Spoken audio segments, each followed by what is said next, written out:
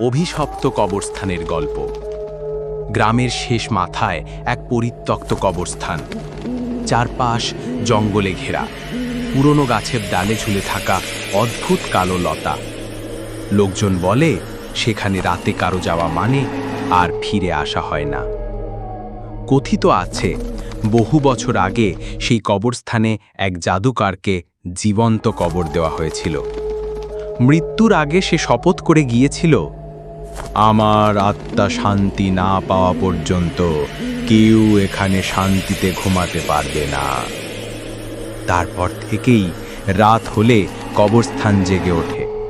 কবরের ভেতর থেকে ফিসফিসানি শোনা যায়, যেন কেউ সাহায্য চাইছে।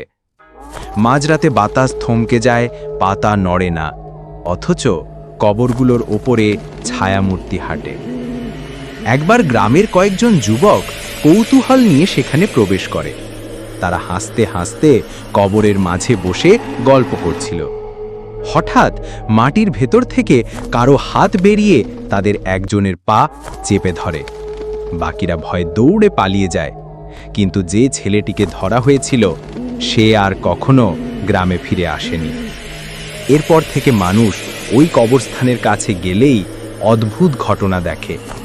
কেউ দেখে সে তো শুভ্র কঙ্কাল হেঁটে বেড়াচ্ছে, কেউ আবার দেখে নিজের মৃত স্বজন কবর থেকে বেরিয়ে ডাকছে।